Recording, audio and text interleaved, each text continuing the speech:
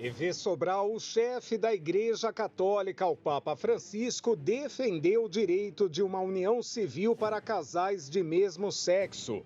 A fala ocorreu em uma entrevista para o documentário que estreou nesta quarta-feira no Festival de Cinema de Roma. De acordo com o pontífice argentino, as pessoas homossexuais são filhas de Deus e possuem direito a uma família. O Papa ressaltou na entrevista que não se podia expulsar ninguém de uma família, nem tornar sua vida impossível. Para o Santo Padre, é necessário uma lei de convivência civil, na qual os homossexuais têm o direito de estarem legalmente protegidos. A declaração está no documentário dirigido pelo americano de origem russa, Evgeny Afinevsky. Com essas palavras, o Papa argentino aborda novamente um tema que divide a Igreja, sobre o qual já se referiu em várias ocasiões, com uma mentalidade mais aberta. Após sua eleição em 2013, o Papa adotou um tom mais tolerante em relação aos homossexuais, lançando a famosa frase: "Quem sou eu para julgar?". O documentário, de 2 horas de duração, percorre os 7 anos de pontificado e suas viagens com depoimentos e entrevistas. Entre os momentos mais emocionantes do filme, o Papa faz uma ligação para um casal homossexual com 3 filhos pequenos. A ligação respondia uma carta na qual o casal contava a vergonha que sentia por levar os filhos à paróquia. Ao telefone, Francisco faz um convite para que a família continue comparecendo à igreja, independentemente dos julgamentos dos demais. Que bela posição do Papa, não é mesmo, EV Sobral? Sim, com certeza, Fábio Bertolozzi, e vamos saber se o público pensa da mesma forma, né? Então, a gente vai iniciar o Em Revista já com alguns dos nossos convidados presentes. Então, eu tenho aqui o Kleber Braz, pai Kleber, muito obrigado mais uma vez pela sua presença. O padre Cleudon Amaral, especialista também no assunto de Jesus Cristo, claro, né, padre? Então, mas vai emitir sua opinião de hoje. E doutor Lucas Ferreira, que além de um grande médico estético, um grande médico que cuida também de nutricionismo, de atletas, de mim também, ele também é especialista em uma das referências, né, na especialidade sobre trans. Vamos entender um pouco mais disso, debater esse assunto no Em Revista, que está começando.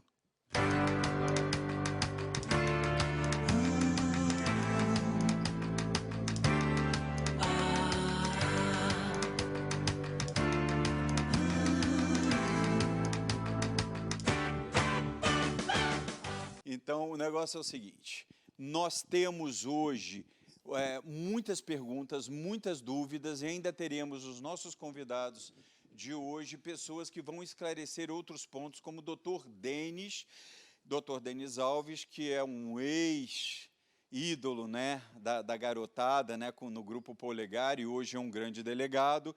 A gente vai ter também Maite Schneider. Maite Schneider é uma referência, uma estrela, né, como mulher trans e tão inserida dentro da sociedade com um trabalho muito bacana, né?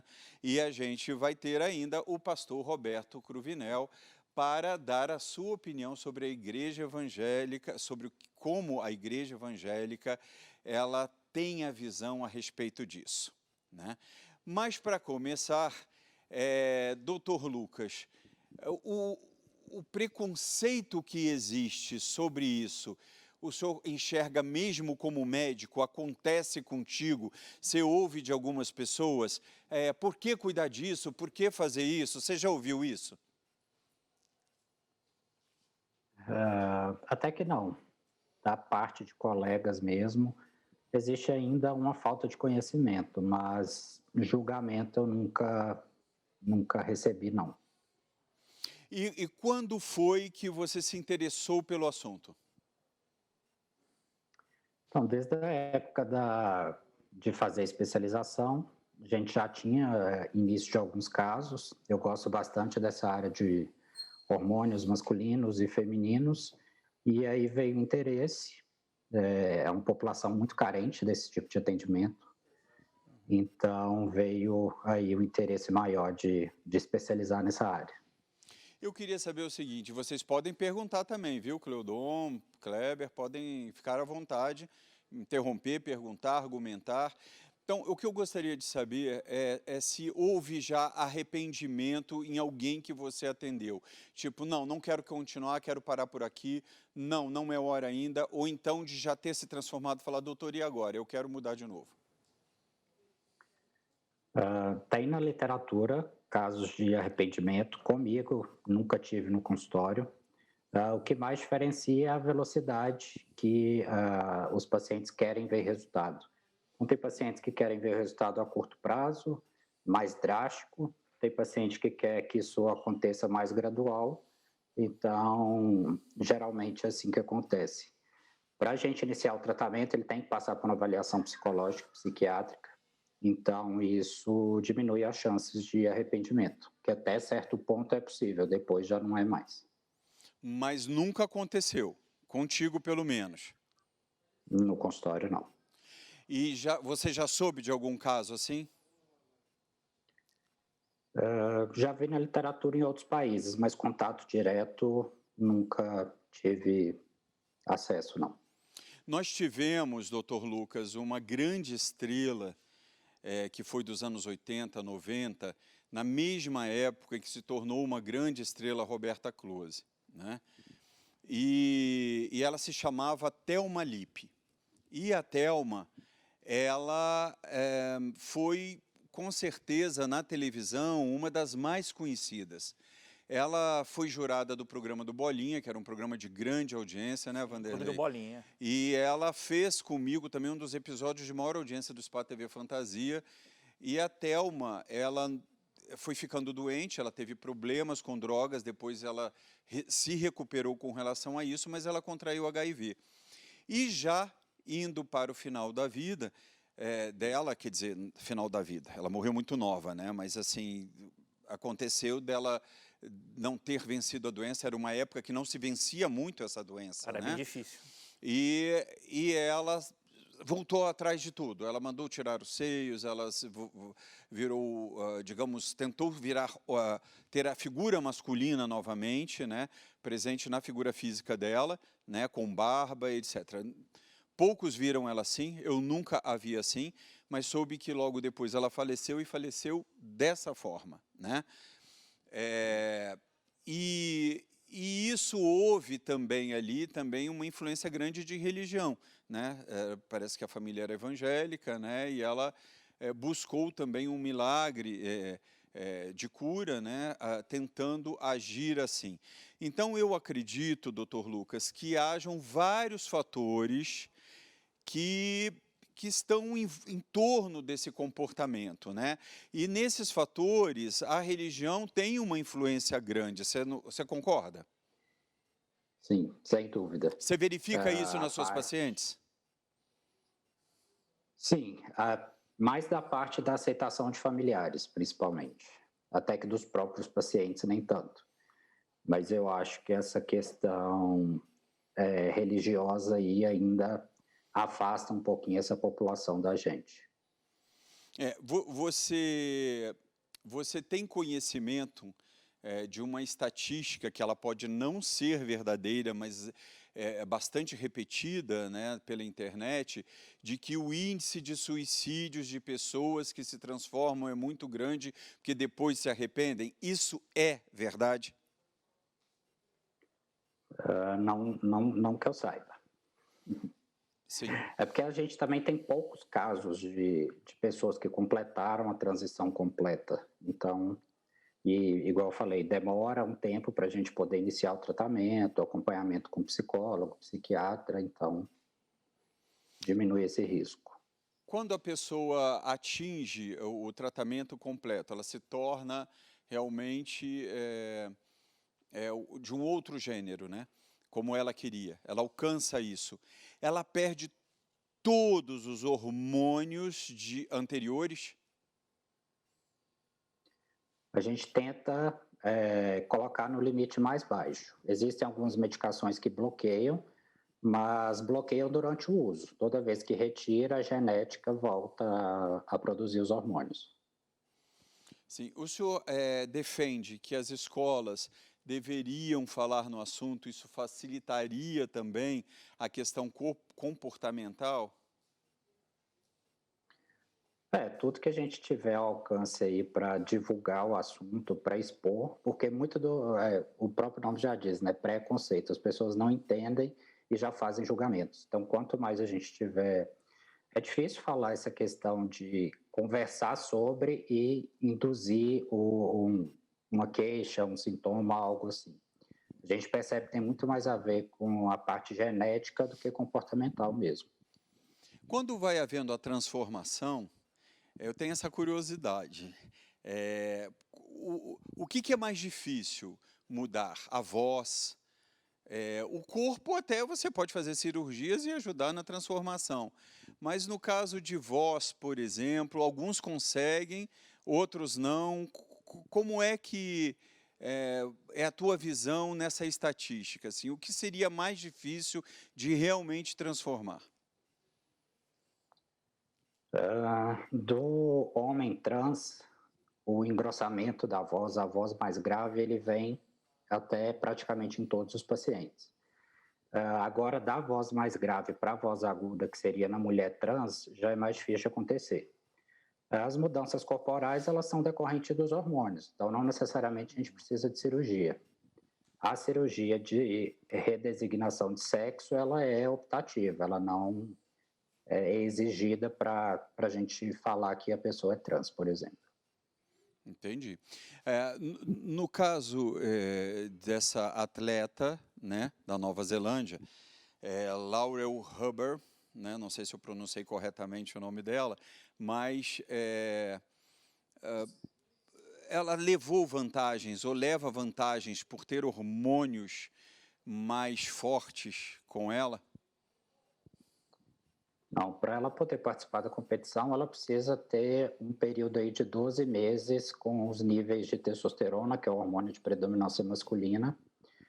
Esses níveis precisam estar muito perto do zero, né? Então, isso gera toda uma cascata de um pouco de perda de massa magra, diminuição da performance, para a gente garantir que ela faça a competição em nível de igualdade. E no caso mudando um pouco esse assunto, no caso de uma mulher, né, que quer ter um aspecto físico masculino, né? Então seria, no caso aí, mulher trans ou homem trans, como eu chamo? Não, seria o homem trans. O homem trans, a gente sabe de alguns casos do homem trans que continua gostando de homem. Ou seja, a vontade dele seria de ser gay, então, um gay masculino, porque ele tem o aspecto de homem, mas ele continua se interessando e se atraindo por homens. Isso é comum? É comum, na verdade, são coisas bem distintas. Gênero tem mais a ver com comportamento, a questão sexual ela é bem diferente. Então, a gente tem as pessoas cisgênero, que são aquelas que nasceram com genética masculina e se reconhecem como um homem, por exemplo. Então, existe também o transgênero homossexual, o transgênero heterossexual, o transgênero bissexual. Então, uma coisa complementa a outra. Entendi. Mas é bem comum, sim. E complexo, para a gente decorar e entender, né? Porque isso começou sendo mais dito recentemente. Então, a gente tem essa dificuldade. Você tem, Cleudon? Padre Cleudon? Tenho bastante. Eu queria fazer uma pergunta para o doutor. À vontade. Você faz também a resignação de sexo? Não, isso é a cirurgia que faz. A cirurgia plástica, geralmente, que faz. Eu faço a transição hormonal até o ponto limite aí que precisaria de cirurgia e a gente precisa de um colega para ajudar nesse caso.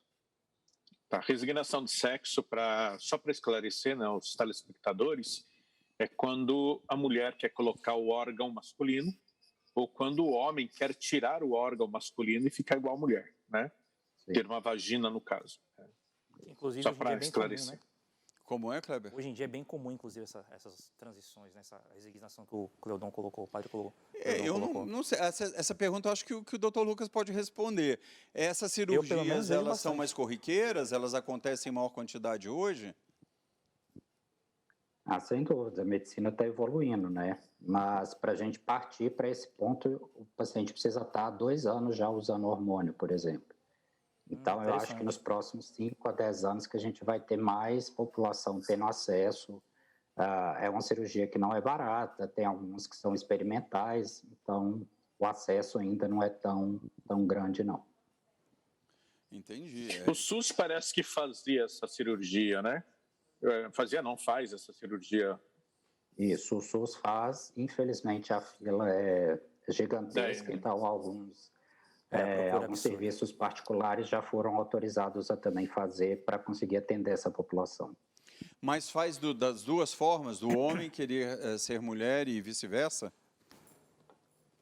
Faz. A do homem trans ainda tem um caráter mais experimental, então da mulher trans já pode fazer em qualquer lugar do Brasil, por exemplo. Do homem trans tem serviços específicos só que podem fazer.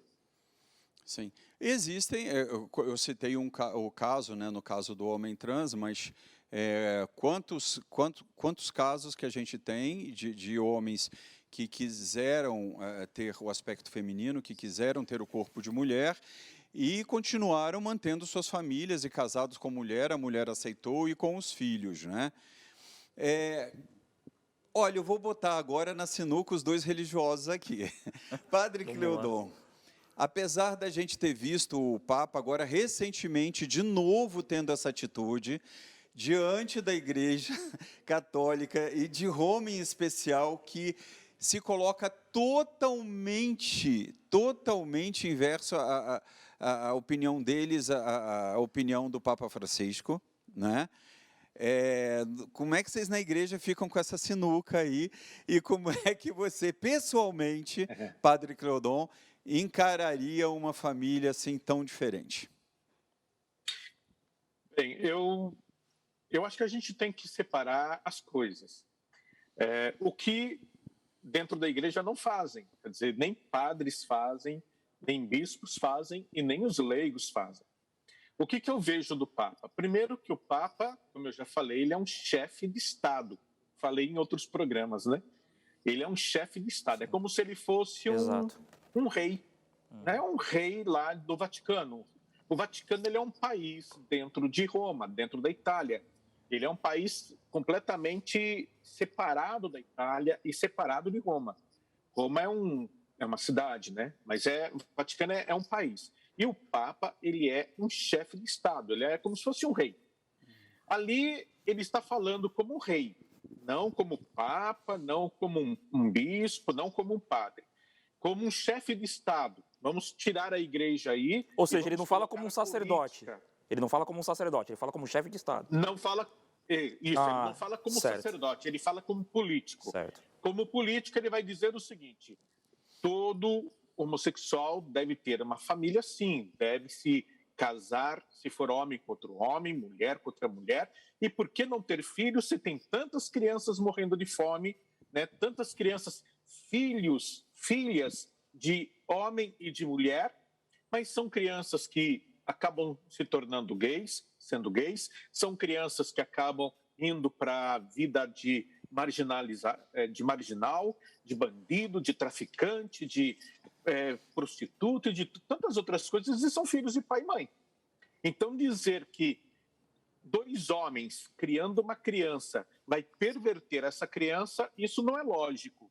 Dizer que 2 mulheres criando uma criança vai perverter essa criança porque elas são homossexuais, isso também não é lógico. Então, a primeira postura do Papa é essa, é dizer que sim, todo homossexual deve procurar constituir uma família. Nós, enquanto sociedade civil, nós, enquanto pessoas, né, não podemos tirar o direito dos homossexuais de terem uma família e de serem felizes. Então, aí eu vejo uma postura do Papa.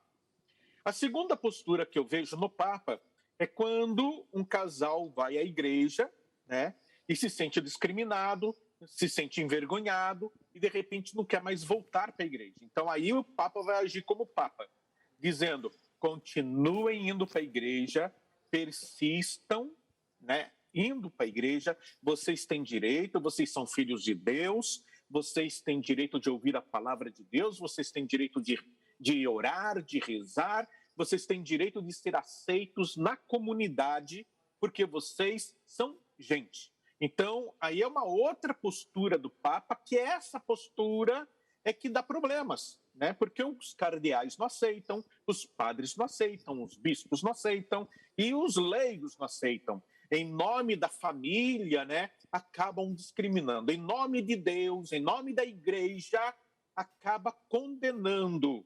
O que nem Deus faz, essas pessoas fazem. São pessoas realmente preconceituosas, né? São pessoas de cabeça fechada, são pessoas que não estão vivendo no século XXI, são pessoas da Idade da Pedra e que, inclusive, a gente tem que também conviver com elas e aceitar essas pessoas que são da caverna, né? Pessoas que não se modernizaram, não cresceram. A gente tem que também conviver com elas.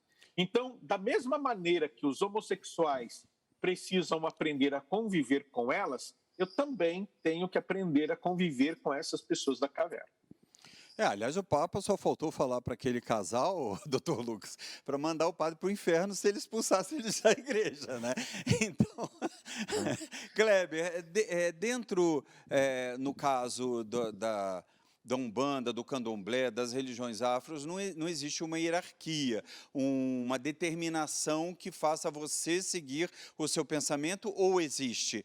Ou você pode ter o teu pensamento próprio e conduzir o seu templo da forma como você quer? Sim, então, nós temos dogmas, temos, sim, hierarquias a serem seguidas.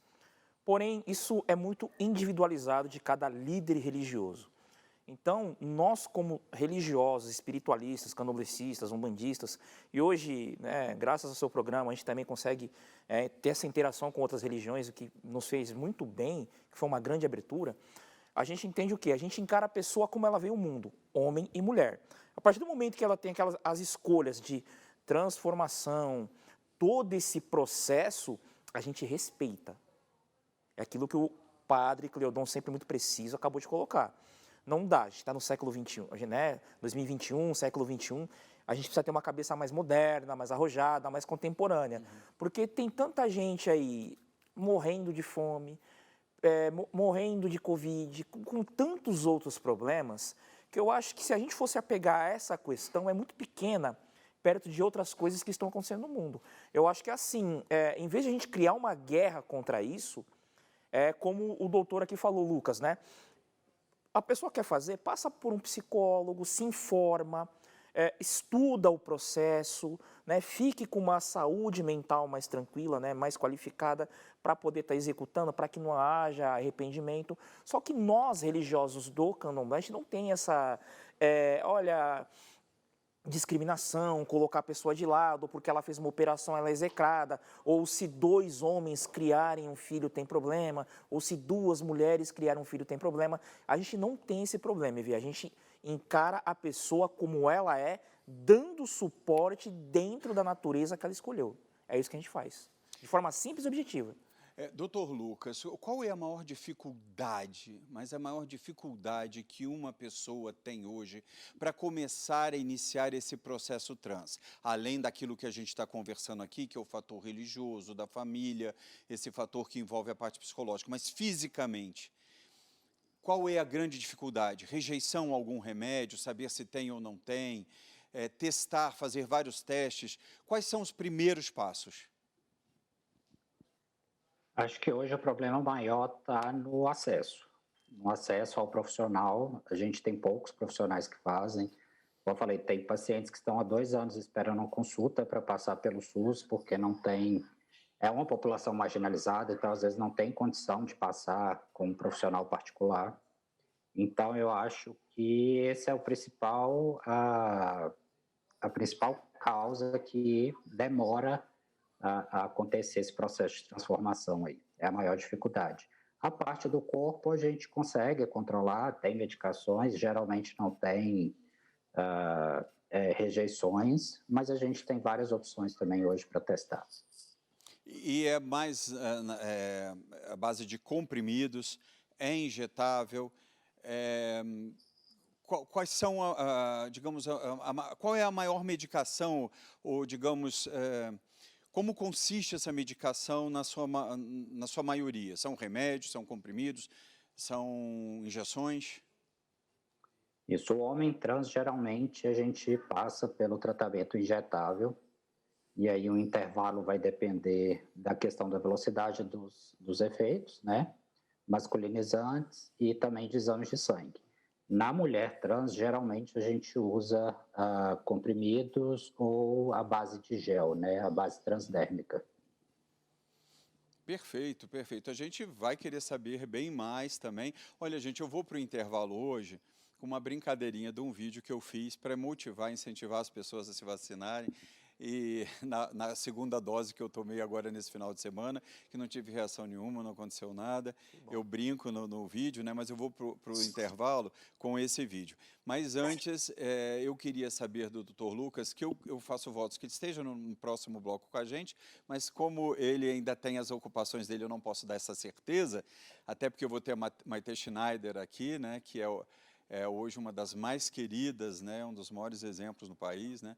Mas, de qualquer forma, eu vou pedir a ele uma mensagem para aquela pessoa que está assistindo, e também para a família de quem está assistindo, que tem um trans em casa, ou uma pessoa almejando isso.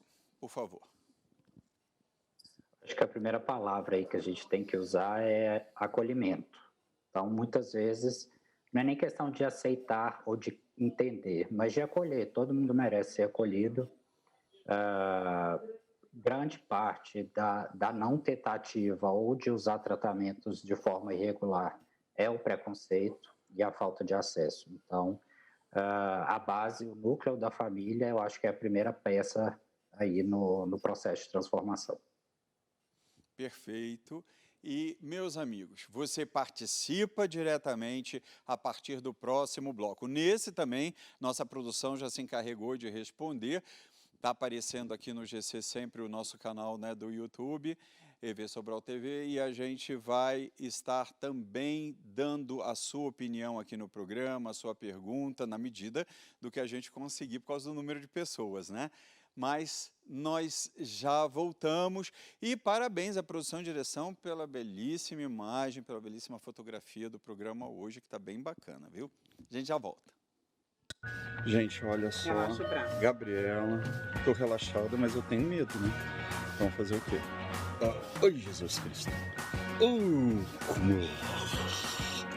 Nossa, não. Foi. Não senti nada. Tá vazio, verdade. Tá bom? Obrigado, viu, Gabriela? Pronto, aqui, ó. Graças a ela. Isso.